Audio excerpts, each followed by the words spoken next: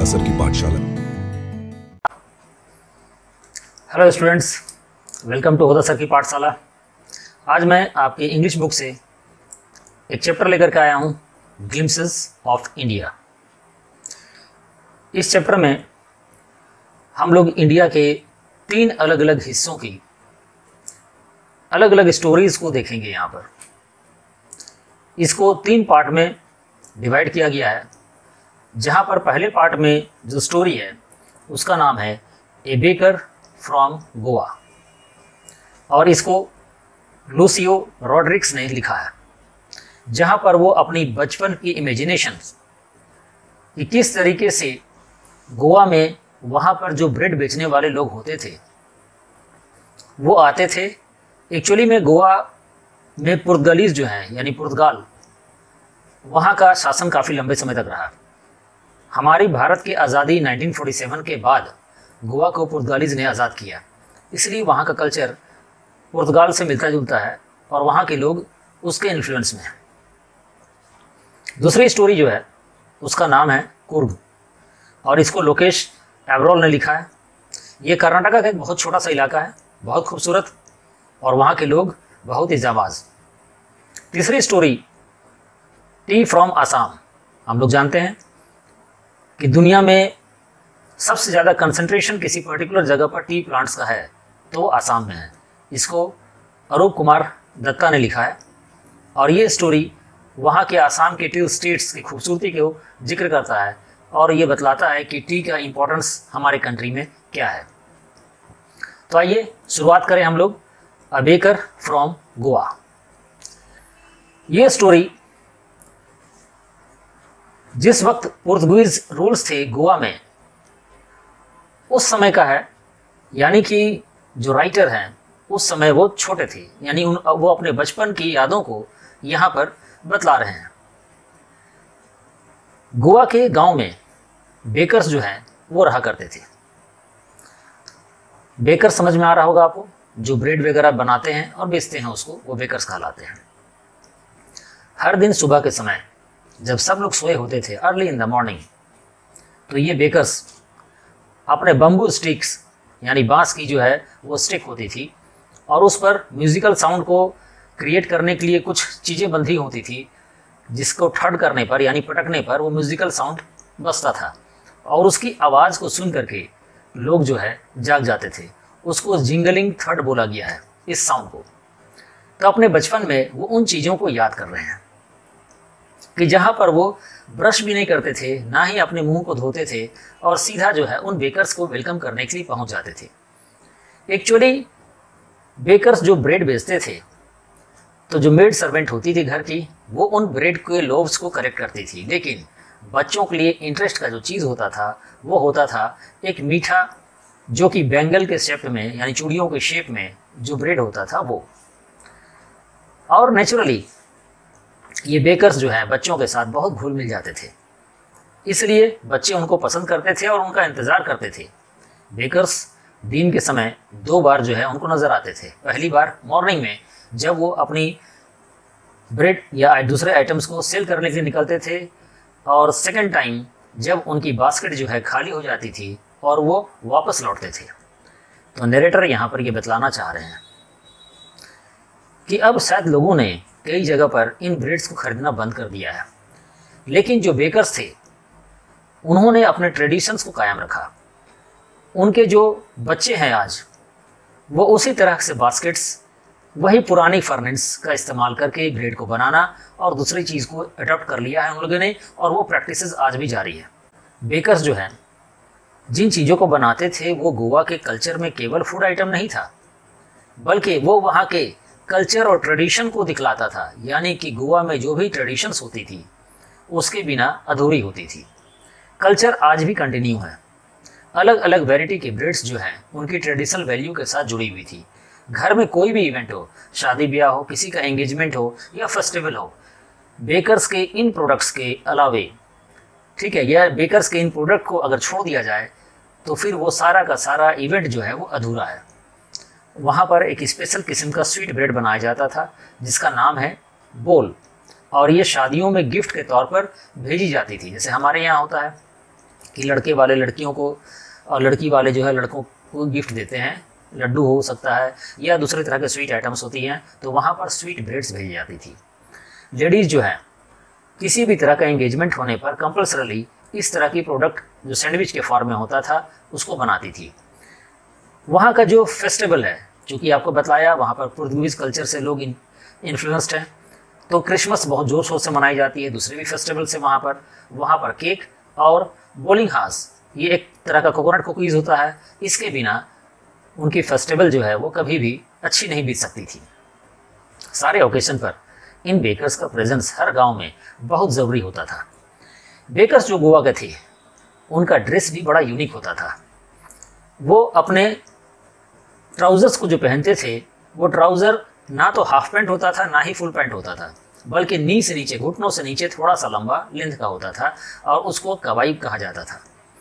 Narrator को बचपन के वो दिन याद हैं जब वो उस तरह की एक शर्ट जो कि फ्रॉक की तरह होता था और ट्राउज़र जिसकी लेंथ जो है घुटनों से नीचे होती थी लेकिन फुल ट्राउज़र से थोड़ा सा शॉर्ट होता था, वो पहन करके आते थे।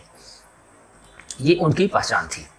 और आज भी जब कोई इस तरह का ड्रेस पहनता है तो उसे बोला जाता है कि देखो बेकर या फिर पेडार की तरह ये कपड़े पहने हुए हैं। उनका जो अकाउंट्स होता था, यानी कि जो घर में डिलीवरी की जाती थी बेकरी आइटम्स, मंथ में एक बार उनका कलेक्शन होता था और वो बड़ा यूनिकली इन चीज़ों को कलेक्ट करते थे। पूरा हिसाब किताब घर के एक कोने की दीवार पर जो है लिखी जाती थी और फिर उसका कलेक्शन किया जाता था। बेकरी वहाँ पर एक प्रॉफिटेबल प्रोफेशन था। इस इंडस्ट्री से रिलेटेड कोई भी लोग जो होते थे, चाहे वो वहाँ के वर्कर ही क्यों ना हो, वो कभी भी भूखों नहीं मरता था। कहने का मतलब ये है कि उनकी अर्निंग बहुत अच्छी थी।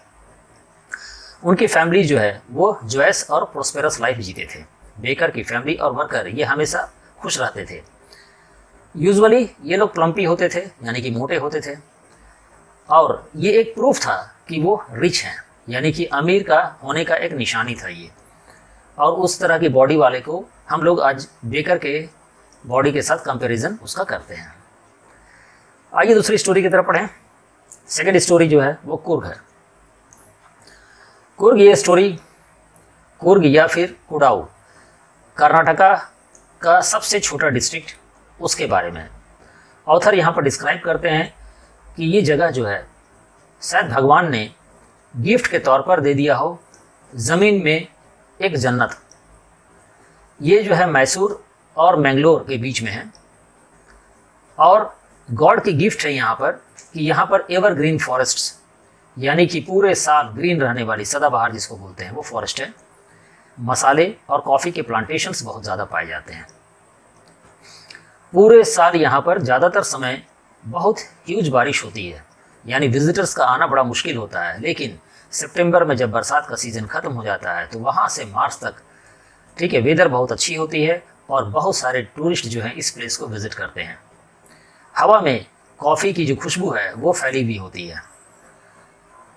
यहाँ के लोग बहुत ही जाबाज हैं और दो फेमस स्टोरीज है उसके बारे में। पहला स्टोरी जो है वो ग्रीक से जुड़ा हुआ है और दूसरा जो है वो अरब से जुड़ा हुआ है। लोगों का ये मानना है कि अलेक्जेंडर की आर्मी जब इंडिया के बाकी हिस्से को जीतते हुए यहाँ तक पहुँची थी तब उसने फैसला कर लिया था कि वो अब लड़ाई नहीं लड़ेगी और वापस लौट जाना था। लेकिन इतने लॉन्ग डिस्टेंस ट्रेवल करने के बाद आर्मी का वापस लौटना पॉसिबल नहीं था, तो ये लोग क्या किए, यहाँ की लोकल लड़कियों के साथ शादी कर ली और इस तरीके से ये लोग यहाँ के लोकल जो है वो पीपल बन गए। दूसरा स्टोरी ये है कि ये लोग जो है कुर्ग, कुपिया जो है एक तरह का ड्रेस होता है, वो लंबा काला कोट और फिर एक चौड़ा सा बेल्ट और बेल्ट पर एम्ब्रॉयडरी की होती है, जो अक्सर अरब के लोग और कुर्द लोग पहनते हैं। तो ये माना जाता है कि शायद ये लोग वहाँ से आए हों। पीपल यहाँ के लोग जो हैं बहुत ही वेलकमिंग है, दूसरे को बहुत यानी मेहमान नवाजी के लिए मशहूर हैं ये लोग। और ये लोग जो भी मेहमान आते हैं उनको बहुत ही प्राउडली अपने फोर फादर्स की ब्रेवरी की स्टोरी सुनाते हैं। ये अपने एंसेस्टर्स की स्टोरीज़, जो कि ये लोग सब लड़ाकू ख़ानदान से हैं, लड़ने वाले लोग हैं, तो उसको बहुत ही ज़्यादा मज़ा आता है इन लोगों को कि इन चीज़ों को जो है वो सबके साथ शेयर किया जाए। ये लोग बाकी इंडिया के लोगों से ज़्यादा इंडिपेंडेंट है, ये ज़्यादा फ्यूरियस है, ब्रेव है, बहादुर है, और एविडेंटली इंडियन आर्मी में एक कुर्ग के नाम से अलग रेजिमेंट है जिसको कुर्ग रेजिमेंट के नाम से हम लोग जानते हैं। और जब हम लोग इंडिया की बाकी रेजिमेंट के साथ कुर्ग रेजिमेंट की कंपैरिजन को करते हैं तो हम ये पाते हैं कि कुर्ग रेजिमेंट सबसे ज़्यादा जो है ब्रेवरी के अवार्ड जीती हुई है, यानी कि ये सबसे ज़्यादा डेकोरेटेड रेजिमेंट है। इंडिया के आज़ाद भारत के जो पहले आर्मी चीफ थे जिनका नाम था जनरल करियप्पा, वो इसी कुर्ग इलाके से बिलोंग करते थे।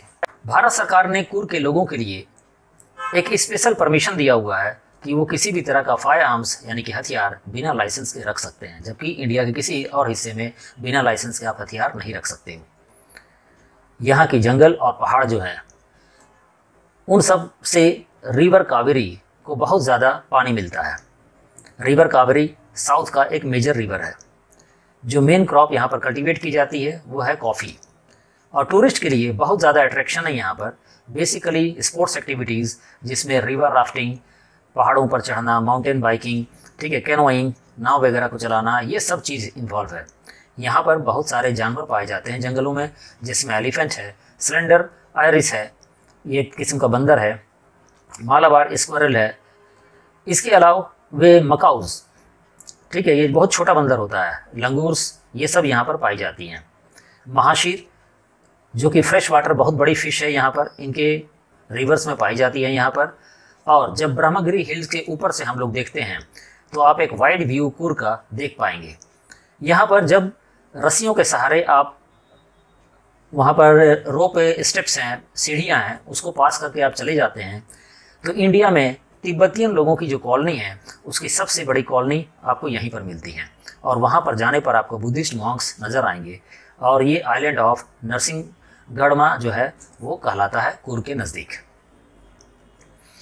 तीसरा स्टोरी है टी फ्रॉम आसाम। राजवीर और प्रांजल ये दोनों दिल्ली के एक स्कूल में एक साथ पढ़ते हैं, क्लासमेट है। प्रांजल एक यंगस्टर है जो कि आसाम से है। उसके पापा आसाम की एक चाय बागान में टी स्टेट में मैनेजर की तरह काम करते हैं। राजवीर को प्रांजल ने इनवाइट किया कि इस बार के समर वेकेशन में तुम हमारे यहाँ आसाम विजिट करो। राजवीर को बहुत शौक था टी गार्डन्स देखने का, वो उसके बारे में पहले से कुछ ना कुछ पढ़ रहा था, जानकारी हासिल कर रहा था। ट्रेन जैसे ही स्टार्ट होती है, चाय वाला आता है वहाँ पर और इन लोगों से पूछता है कि गर्म चाय है, क्या आप पियेंगे? ये लोग चाय लेते हैं और देखते हैं कि ट्रेन में ज़्यादातर लोग जो है वो चाय पी रहे हैं। उसी वक्त प्रांजल जो है एक इन्फॉर्मेशन शेयर करता है जहाँ पर वो बतलाता है कि पूरे दुनिया में नियरली 80 करोड़ कप्स चाय जो हैं हर दिन कंज्यूम किए जाते हैं। और राजवीर इसको सुनकर बहुत सरप्राइज होता है।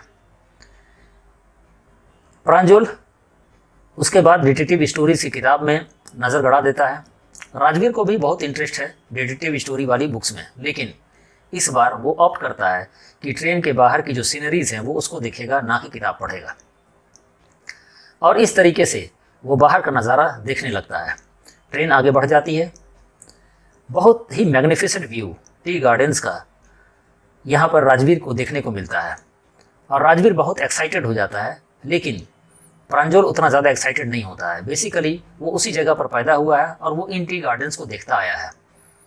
चारों तरफ एकड़ों एकड़ में हरियाली फैली हुई है, ये माने टी के गार्डन्स जो है उनमें फैले हुए हैं।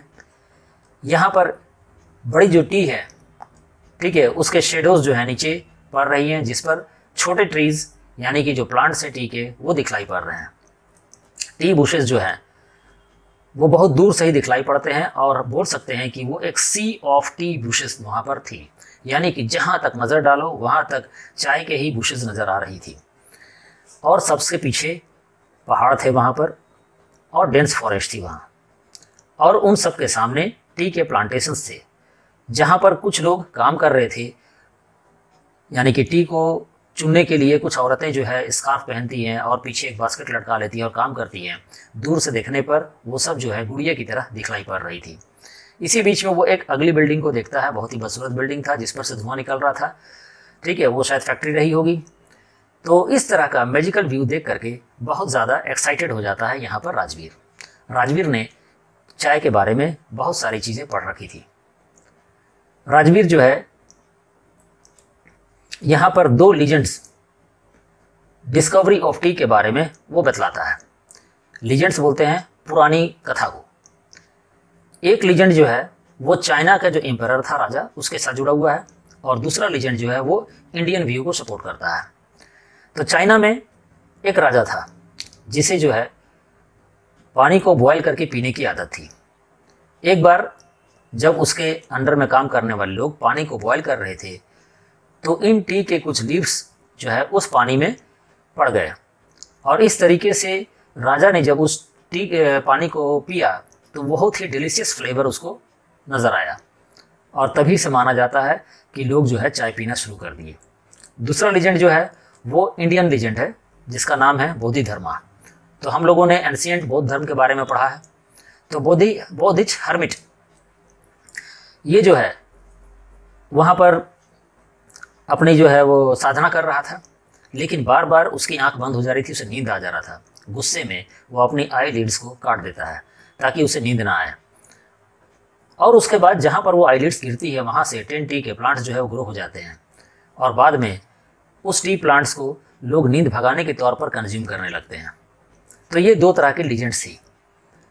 उसके बाद राजवीर जो है कुछ यहाँ पर और फैक्ट्स को रखता है, और वो बतलाता है कि चाय सबसे पहले चाइना में कंज्यूम किया गया। हम लोग जो वर्ड सुनते हैं इंडिया में, चाय, चीनी, ये सब चाइनीज़ लैंग्वेज से ओरिजिनेट हुआ है।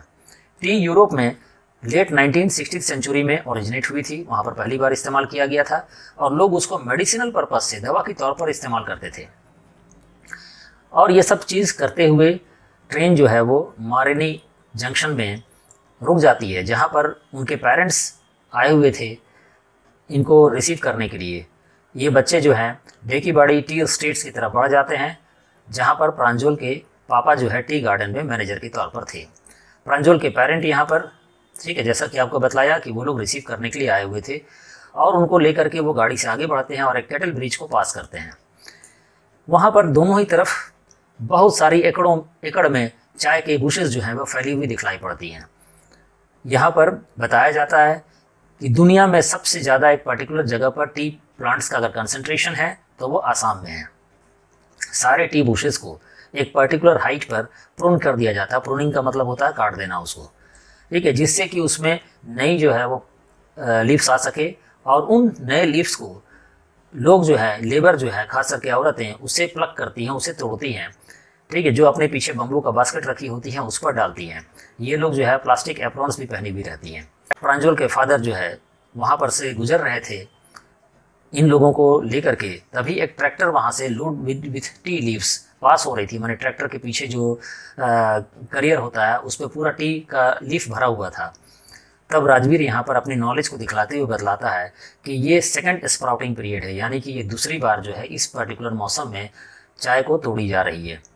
और प्रांजल के फादर अप्रिशिएट करते हैं उसकी इस बात को कि तुमने बहुत सारी जानकारी पहले से लेकर के रखी हुई है, और राजवीर बतलाता है कि यहाँ पर मुझे बहुत कुछ सीखने को मिलेगा।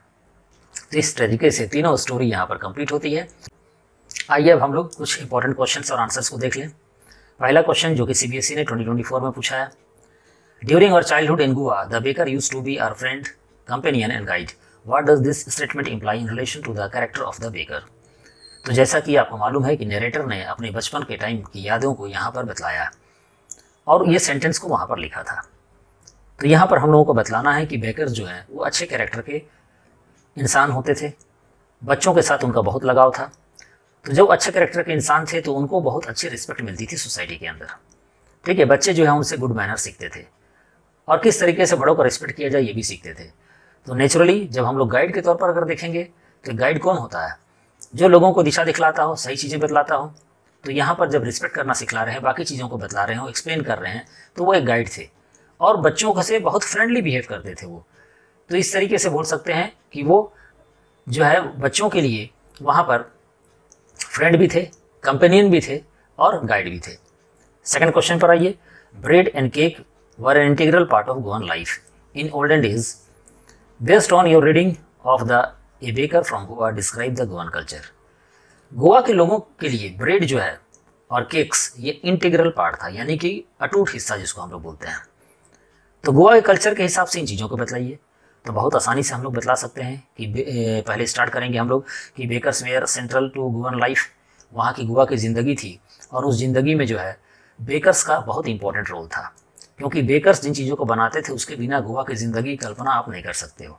तो इन लोगों को पेडार्स बोला जाता था और इनका बहुत ही वाइटल पार्ट था गोवा की सोसाइटी में। ये फ्रेंड्स बन जाते थे बच्चों के और उनको जो है वो गाइड भी करते थे। बेकर्स जो है वो बहुत प्रोस्पेरस थे वहाँ पर, क्योंकि बेकिंग की प्रोडक्ट्स की डिमांड इतनी ज़्यादा थी, ठीक है, कि बहुत ज़्यादा प्रॉफिटेबल वाला ये बिजनेस हुआ करता था। बेकर्स जो है वो बच्चों से इनफॉर्मल थे, यानी कि घुल मिल जाते थे और बच्चे उनको बहुत मानते थे। यहाँ पर की स्टोरी में मेंशन किया गया है कि बच्चे जो है वो सुबह में इनका इंतज़ार करते थे और जैसे ही वो जिंगल थर्ड की आवाज़ सुनते थे वो बिना मुंह धोए हुए इनका वेलकम करने के लिए दौड़ पाते थे। तो इस तरीके से बच्चे जो है इनका रिस्पेक्ट करते थे। नेक्स्ट क्वेश्चन पर आइए। There were two popular theories regarding the descent of the people of Coorg, which one of the theories you trust describe. Coorg के लोगों का डिसेंट होना यानी कि वहाँ का निवासी होना, ठीक है, कहाँ से वो आए थे, यानी कहाँ पर थे ओरिजिनली वो रहने वाले थे, उनकी जड़ कहाँ पर थी, उसके ऊपर दो स्टोरीज हैं। कौन सी थ्योरी पर आप भरोसा करते हो? तो कौन सी दो स्टोरी थी? पहला स्टोरी जो था वो अलेक्जेंडर का था। अलेक्जेंडर की आर्मी जो यहाँ तक पहुँची और अलेक्जेंडर ने जब लड़ने से मना कर दिया तब अब वापस लौटना बहुत मुश्किल था। तब ये लोग यहाँ की लड़कियों से शादी कर लिए और फिर यहीं सेटल हो गए। लेकिन उनका जो रिलीजियस प्रैक्टिसेस है, मैरिज है, ट्रेडिशंस है, वो यहाँ के लोकल हिंदुओं से मैच नहीं करता था, वो वहाँ के लोगों के साथ मैच करता था। इसलिए पहली थ्योरी तो ये है। दूसरा अरेबिक डिसेंट से है, जहाँ पर जो ये ड्रेस पहनते हैं, ठीक है, जिसका नाम कबाई था। तो अरब में जो लंबे कोट्स पहनते हैं और मोटी सी बेल्ट लगाते हैं, एम्ब्रॉयड बेल्ट, वो इस तरह का चीज़ों को यूज़ करते हैं। तब फिर ये माना गया कि ये बेल्ट जो पहनते हैं ये कोडोवूज, जिसको कुफिया बोलते हैं यहाँ पर, वो अरब में जो कुफिया पहना जाता है उसके साथ रिजेंबल करता है। अब आपकी मर्जी है, आप जिस थ्योरी को भी चाहो वो बतला दो कि भाई मैं इस पर भरोसा करता हूँ। Right an account in the life of the people of Coorg. Coorg के लोगों की ज़िंदगी के बारे में कुछ लिखिए।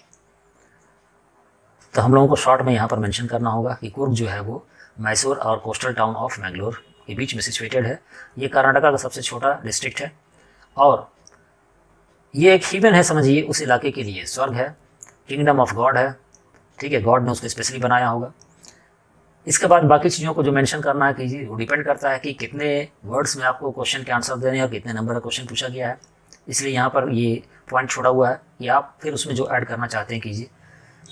वहाँ के लोग जो है मार्शलमैन कहलाते हैं, वो लड़ाके थे और औरतें जो है बहुत खूबसूरत थी कुर्ग की, ठीक है, आइदर वो ग्रीक या फिर अरेबिक डिसेंट थी। और फिर दोनों की कहानी को अभी जो हम लोगों ने ऊपर डिस्क्राइब किया है, आप चाहो तो यहाँ पर डिस्क्राइब कर सकते हो।